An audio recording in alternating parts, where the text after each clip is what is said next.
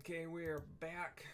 Had a little bit of an internet snafu for a while there, like a few minutes, and I'm restarting. Not that you are any wiser, but I had started to record, and then like 20 seconds into recording, boom, internet out. Anyway, Alphino has Aether on demand. Ere I forget, I believe Moonbreda has requested a gathering of the Scions. I assume there has been some progress concerning our efforts to combat the Ascians. Pray inform her that our business with the Ashgardians is concluded for the moment. I shall be along once I've completed my communications with the Crystal Braves. Brita is just off to the east here inside this building. Hori Boulder and Quiltanet talking to her. All done with your talk with dragons? Wonderful, because Ascians are next on the menu. Let's head into the Solar, shall we?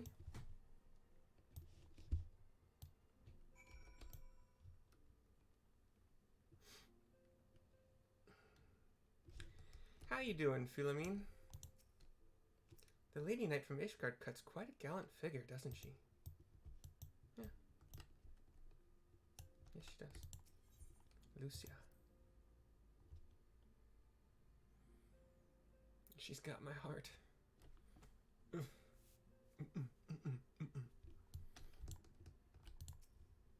That was me making a heart sound, if you couldn't see hand on my chest. Anywho.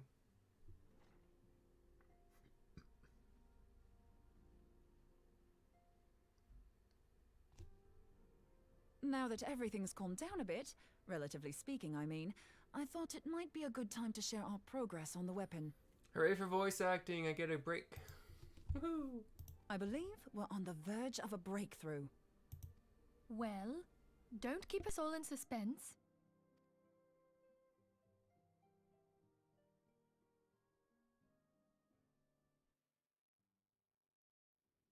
Just in case anyone's forgotten, let's start by reviewing what we already know. So, an Ascian is an immortal because its soul doesn't return to the ethereal realm when its host is defeated. Instead, it flees to the place that lies between our world and the void. Therefore, the first step to permanently defeating an Ascian is preventing its soul from making this journey. And if you recall, when we last gathered here, I had verified that white auracite has adequate capacity to entrap the beings, albeit only briefly.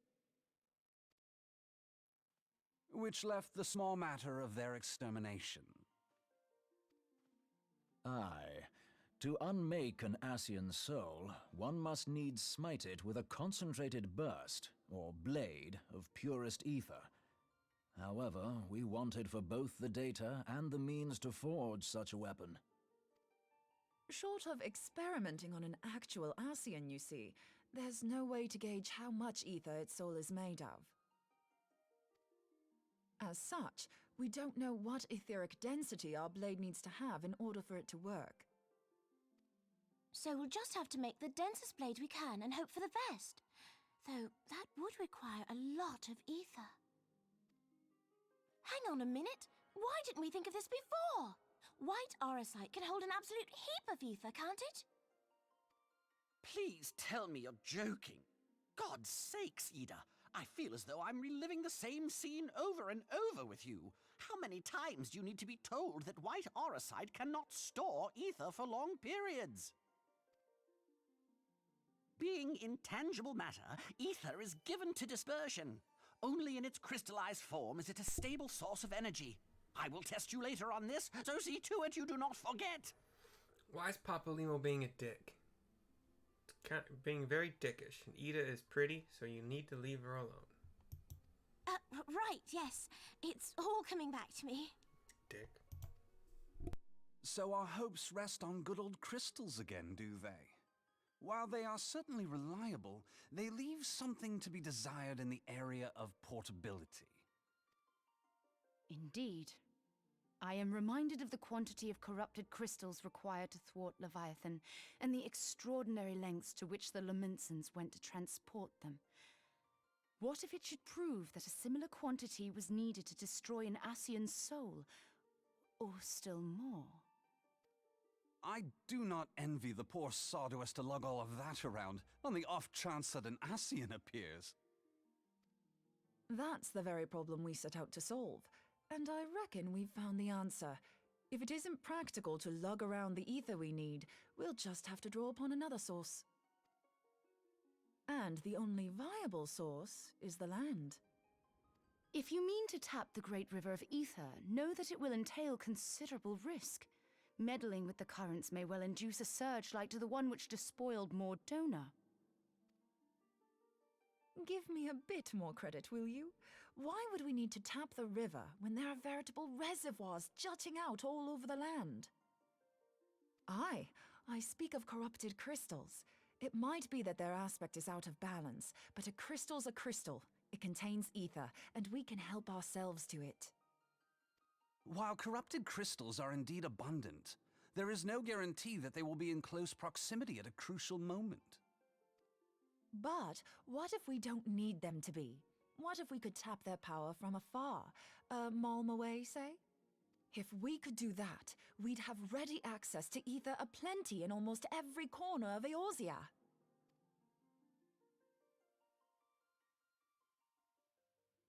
I've yet to put my theories to the proof, but I've got a good feeling about this. If no one has any objections, I'd like to see where this avenue leads. If you think it worth your while, you have my blessing. But tell us, what are your theories? I, for one, am most eager to understand the process, however vaguely. I thought you might say that, but no one wants to listen to boring old theories all day, do they? I know I don't. So with your permission, I'd like to try something a bit more hands-on. I've already built an etheric siphon especially for this purpose, and I've been meaning to try it out. Thing is, the profusion of corrupted crystals in Mordona makes it something of a high-risk testing ground. If anything goes awry with the siphon, it would be better if it didn't happen within spitting distance of quite so much ether. Ideally, I need an isolated specimen. Does anyone know where I can find one? May I suggest Northern Thanalan? There you will find corrupted crystals of middling size, standing a reasonable distance apart. Ideal for your needs, I should have thought. Oh, and if you do elect to visit the place, I should be much obliged if you would assist me in another matter while you are in the area. Has something happened? Movement has been observed at Castrum Meridianum. During Operation Archon, the Alliance dealt the stronghold a heavy blow. Its facilities were extensively damaged, and its garrison reduced to a fraction of its former strength. Not long after our forces withdrew, however, their ranks were replenished by reinforcements from Castrum's sentry. They now seek to rebuild, and to this end they have their sights set upon the Ceruleum Processing Plant. Having lost the Empire's support, the 14th Legion lacks the resources to sustain itself.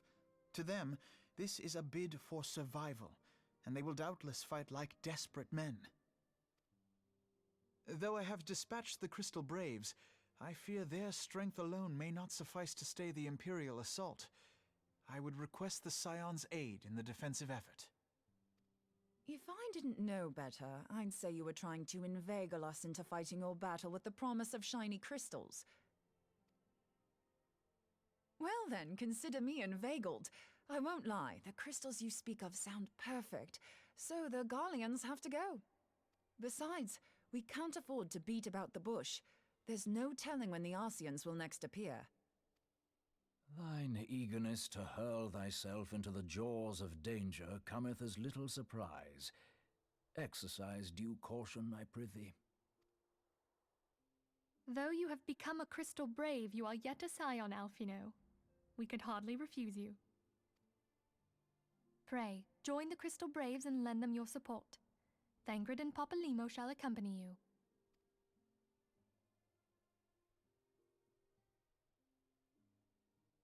Ida and Yashtola, in the meantime I would have you assist Moonbreeder.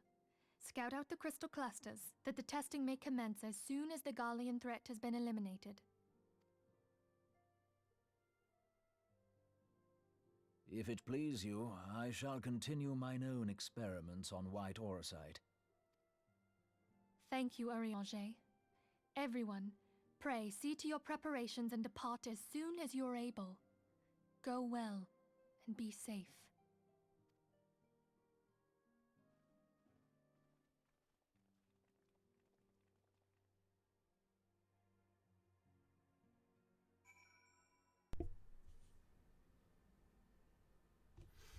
And that's it. All right. Let's see how far we can get. I got D&D in about 40 minutes. Well, 43 minutes, but who's keeping perfect track? I am, because I do that. Anyway, I don't. Anyway, it would seem that events have once more conspired to rob us of rest and recuperation. Though I would wish it otherwise, I must ask that you head straight away to the processing plant. The Fourth have already deployed to the area and await the arrival of the Scions. Wilred will brief you on the developing situation. Meanwhile, I must rendezvous with Captain Hilbert at our headquarters in Ul'dah. I shall take command of our forces there with a lighter heart, knowing that you go to support the front lines. Another cutscene. As Alfina walks away,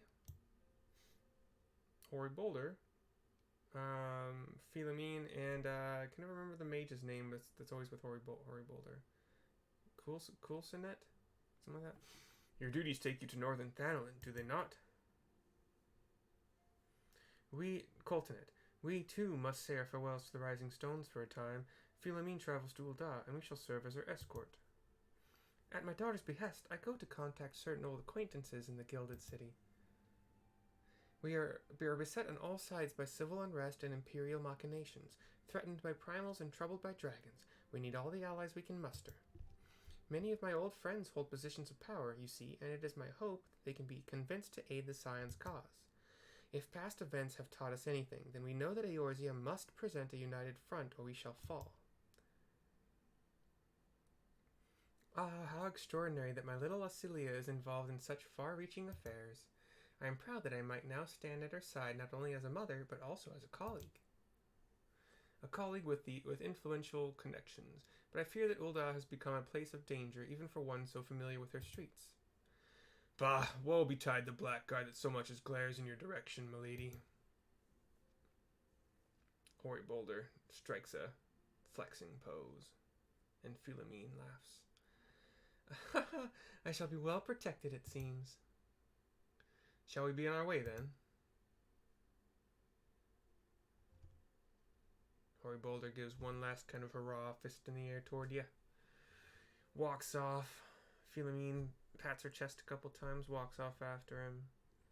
And Coulsonet walks a little bit closer to you, nods his head, and then walks off after her.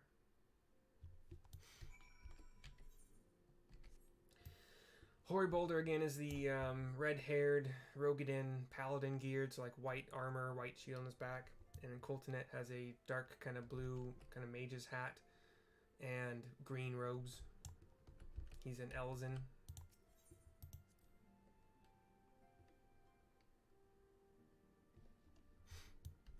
Alright. Speak with Wilred at the processing plant. Is that the one in Thanalan? Can I just... Yeah, I'll just pop over there.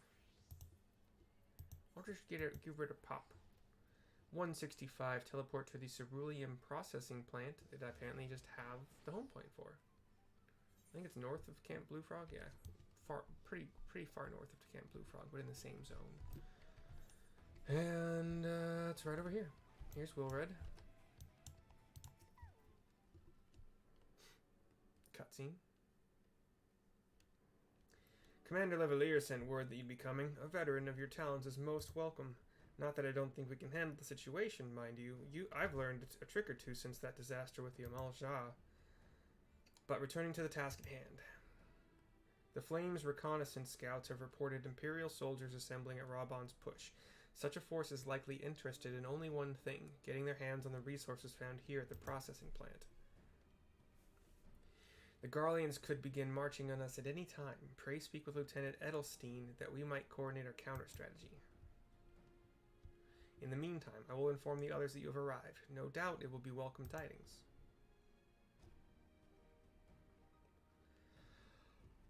And then you two go your separate ways.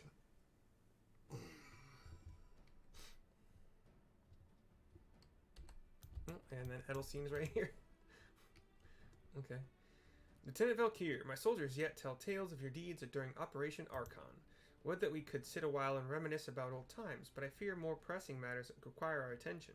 The civilian droughtsmen, you see, have come across several highly suspicious crates within the boundaries of the processing plant. I had my sappers take a closer look, and our worst fears were confirmed. These boxes contain powerful explosive devices of Imperial design, no less. By my order, the flames stationed here are conducting a thorough sweep of the compound as we speak. Though it troubles me that we were unable to apprehend the Imperial spy behind this, I have faith that our men will be able to neutralize the threat for now.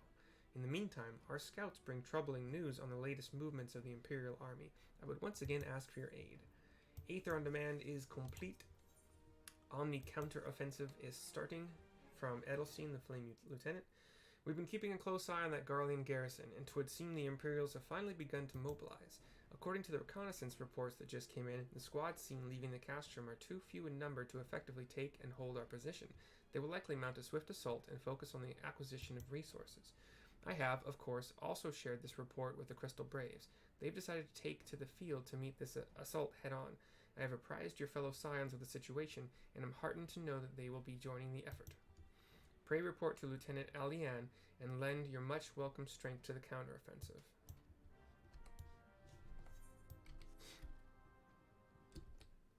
And then just a little bit to the north, we got Alian, Papalimo, Moonbrita, Thancredita, Yustola, Wilred.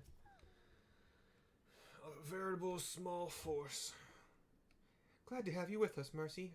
As I am sure Lieutenant Edelstein has explained. Wow, the Garleans have deployed a small force within Castrum, from Castrum Meridianum. Their main column assembles to the north near Dalamud's talons, but we've also spied several squads attempting to conceal themselves on the approach to the west. Here comes Ilberd. They wish you to rush forth and commit battle with the main column, leaving the detached force free to raid the plant and pillage supplies. Not much of a strategy, but these are desperate men. Captain Ilberd, said Alian. Wilred, they all salute each other. Greetings, Scion. I understand the commander bid you and your fellows come lend a hand to the Braves. With such mighty heroes at his disposal, the Fourth should have little trouble contending with aught the Garleans might throw at them. But even you cannot be everywhere at once. The Third was getting restless holed up in Ul'dah, so I marched them out here to fill any holes in the plant's defenses and add their numbers to your counterattack. Your reinforcements are welcome. We've enough soldiers now to divide our own forces and safely engage the enemy far beyond the walls. Aye, 'twould be best to avoid staging a battle anywhere near this much ceruleum. Let's take this fight to the Garleans. A wise course indeed. I shudder to think of the consequences should any of these storage tanks be exposed to fire. If there are no objections, the Scion shall join the Fourth and give battle to this main column. You're with the Third, then, Warrior of Light. Your job will be to intercept these squads hiding out in the west and prevent them from reaching the processing plant. When you're ready to proceed, report to Lieutenant Yuyuhase. His scouts should have a rough idea of where the Imperials have concealed themselves by now.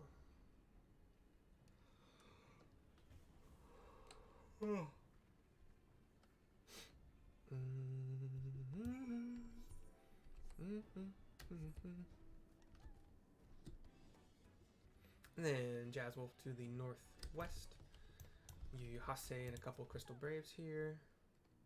A pleasure to be fighting at your side once more, Scion. Our operations invariably succeed when you're around, and victories are wont to pave the road to greater coin. Now, this detached force we've been sent to eliminate has split into smaller squads. The better to conceal themselves within the terrain hereabouts, I imagine.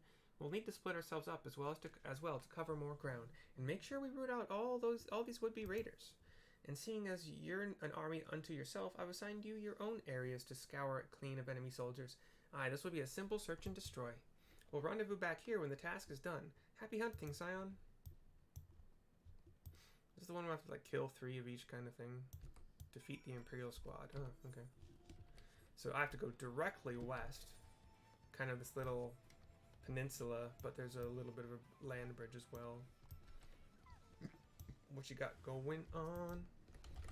I'm gonna get some AoE on you guys.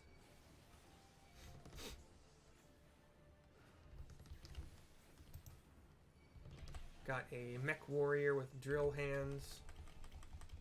They're stunning me because they're butt heads. And one with a sword and shield, a man sword and shield, and one with a staff. What did I just do?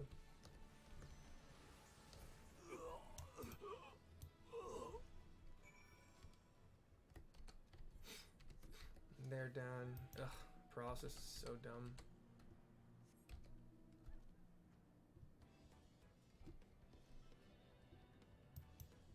In Pokemon games and Final Fantasy games, paralysis is hard to deal with. Muy difícil. We've got one of those drill hand mechs again. We've got another mech that's kind of like the one we can ride, the one that we kind of picked up as a friend.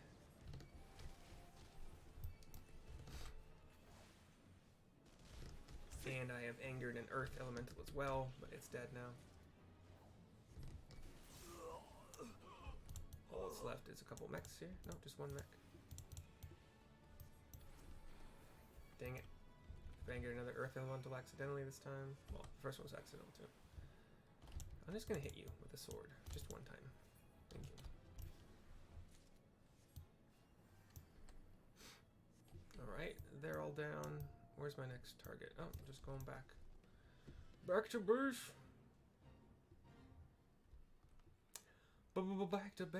Back to base. Back to base. You Hase? You seem grim, Scion. I'll take that to mean that between us, more than a few Garleans will be making it back to the castrum. These Imperials, though, they certainly made us earn our pay. I would be a happy man if I never had to tussle with another of those Magitech horrors. It is time we bid this war-torn land farewell. I will join the 4th and let Lieutenant Alien know the west is now clear. I would appreciate it if you would do the same when you report to Lieutenant Edelstein. Yes, sir, Yuhase, sir. Little sir. What'd you call me? Nothing? Please don't kill me. You have a right to fear me. Grr. Lieutenant Valkyr, what news of the Garleans? Their raiding parties are no more then. Excellent. The Amagina engineers will be most relieved to hear that the plant is no longer in any immediate danger. Thank you again for your assistance. On the counteroffensive is done. Let's just keep going. Why not? An Uninvited Ascian. You must be anxious for word of your fellows. Lieutenant Alien has reported a sound victory over the main column and informs me that the Scions have already turned their attention to other duties. All but one, that is. The Rogadin lady with the large axe. 'Twould appear she has chosen to remain at the site of the battle. I know not what task keeps her from returning to civilization, but Northern Thanalan is no place to wander alone, even for a capable sort such as her. I would certainly feel better about things if you could check in on her before you continue on your way. Sure. Is she talking about Moonbrita? Because I didn't know she was a Rogadin. I thought she was just kind of a tall human. Or higher, I guess, in this game. And, yeah, it's Moonbrita. And I also never noticed she had an axe. There is an Ahriman. Just asking to die.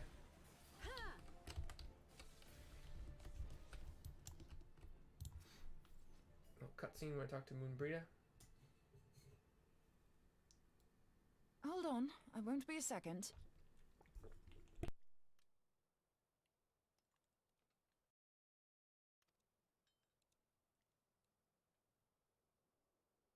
The beast seemed peckish, so I gave it a taste of my axe. I know, as Urianger never tires of reminding me. An axe ill becometh the hand of a scholar. What can I say? I like axes. To hear my mother tell it, I came into this world holding one. And it is a wicked looking, like, double-bladed axe, like a blade on each side, and they're kind of those blades that have a curve and then kind of a dip, like U-shape in the curve, and then they go back into that kind of same curve, and kind of like pointy ends as well, so they could stab also. And then like the middle is like kind of a circle, a hollow circle in the middle. Interesting. And it's not as if it stopped me picking up a quill, is it? I often think of the man who introduced me to the joys of learning. He He's one of the reasons I decided to come to Eorzea. Him and my excruciatingly stiff childhood friend. Considering how unalike we are, it's a wonder we ever got on. The world's a strange old place, isn't it? Aye, that ought to do it.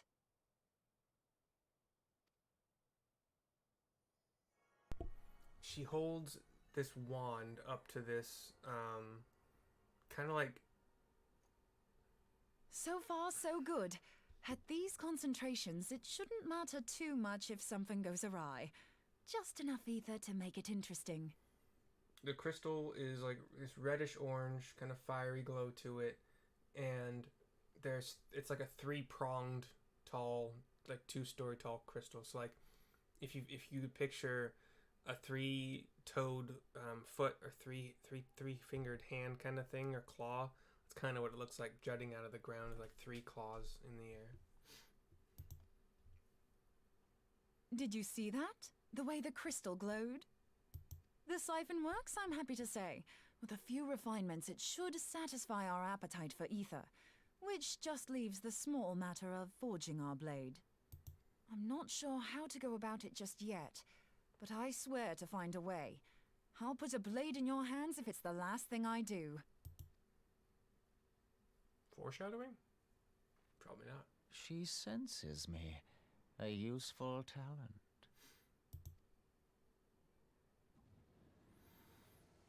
Yep, you guessed it. That's an Ascian. An Ascian? Are they onto us? By your brand, I see you are an Archon of Garlean, keeper of knowledge, seeker of truth. Meddler. I don't know what the hell's you're saying, but I don't much like your tone. He's speaking English. So. Your instincts serve you well. But come, be not unsettled on my account. That lovely brow was not made for frowns. But I waste my breath. Let me direct my words to one who understands them. We meet at last, warrior of light. I am Nabriales. And you have long been a thorn in my side. I suffered the overweening presence of La Habrea that men might host the power of gods, only for you to undo my hard work. When Brita rushes him with her axe, Oh, bugger. and all he does is hold up a hand and one finger, down. and it blocks the axe, and kind of seems to like maybe redirect that kinetic energy that she had brought toward him with the axe swing. Just kind of launched her back a bit. You must concede that I acted in self-defense. Not even breaking a sweat. But what's this? I do not sense the blessing of light. Oh, dear. Could it be that frail Hydaelyn has forgotten her champion? This I did not foresee. Shorn of light as you are no longer a threat. And better yet, the seal is broken. Now is the time to claim the staff. With it in my grasp, I shall rise above them all and take my place at Lord Zodiac's right hand. And then he blinks out What did that bastard want with us? in a sphere of dark purple energy. Black and purple energy. Nabriales, he calls himself. With charm like that, I'll bet he has maidens falling at his feet. Unconscious. But this staff, you say just talking about it had the bastard grinning like a brat on his name day. Must be quite a staff.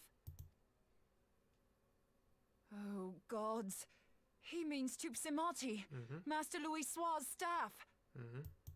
Minfilia's in danger. We have to get back to the Rising Stones.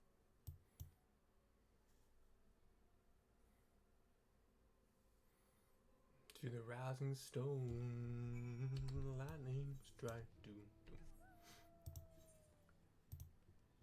I'll just do another 165. Well, I'm probably not doing a whole lot more today, so I'll save money, just use return.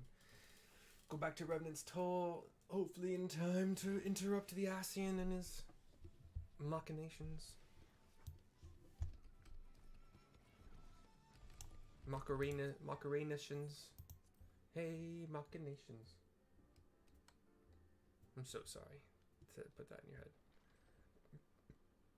You're here, Moonbreeder says in a cutscene. Master Louisoix's staff is kept in the Solar, isn't it? Quickly now.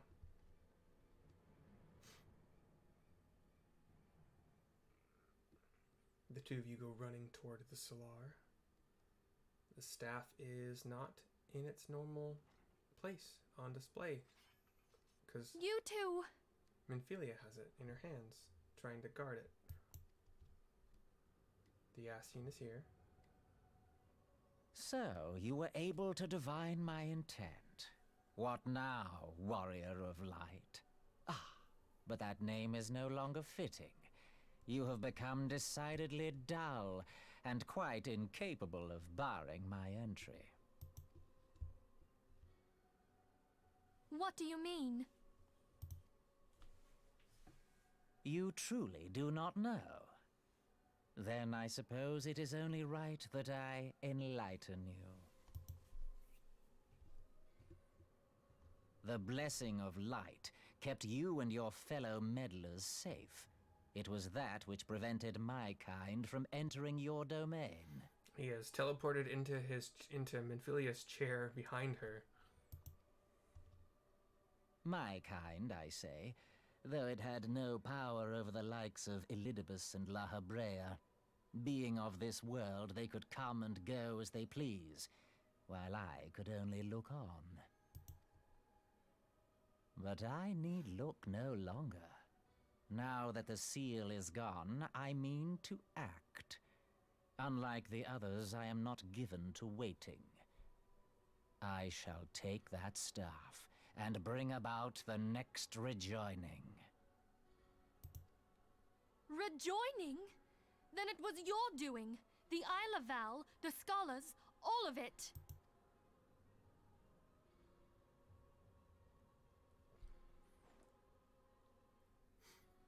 And he's back to You being will not harm her! in front of Minfilia.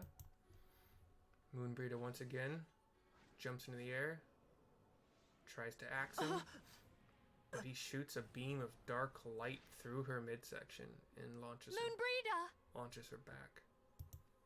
Why must you insist on forcing my hand? Did you learn nothing from our last meeting? Ah, but I forget. My words fall upon deaf ears. Her midsection has... The staff is but a broken relic, a memorial to the departed. What possible use could you have for it?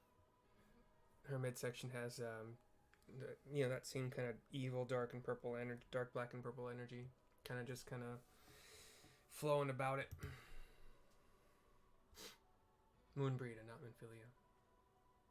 What use? You mean to say that all this time you kept the key, never knowing what it was you possessed? The staff Tupsimati, or rather the stone tablet it bears, is host to a great power. Together with the horn, it can be used to draw vast quantities of ether from its bearer's surroundings. Oh. Well then. That's what we've been looking for, eh? How else do you think Louisoix was able to invoke the power of the 12 without making them an offering of crystals? Summoning requires not only prayer, but a profusion of ether. Even a child knows that. If I did not know before, you may be certain I do now. But above all, I know that we cannot allow this staff to fall into your hands. I will die before I let you take it. Insufferable woman. I would happily end your miserable life here and now. Alas, Elidibus would never let me hear the end of it. Very well. If you will not part with the staff, I will take you too. He holds out a hand toward Minfilia, a portal opens behind her and sucks her in, and then he walks into it. Well, almost. He looks back one more time and then walks into it. And then it's gone. Slowly. It slowly winks out. Actually, no, I guess it's still there, just sort of smaller. Not really walk-throughable. After them! Quickly! Before the rift closes! Okay.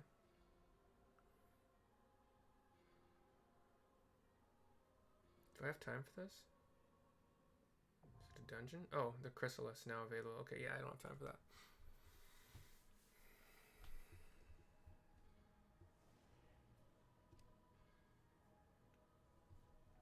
Alright. I'm just gonna leave you lying on the floor, you know. As I do. I am a hero, after all. Wow. This entire building is empty of people.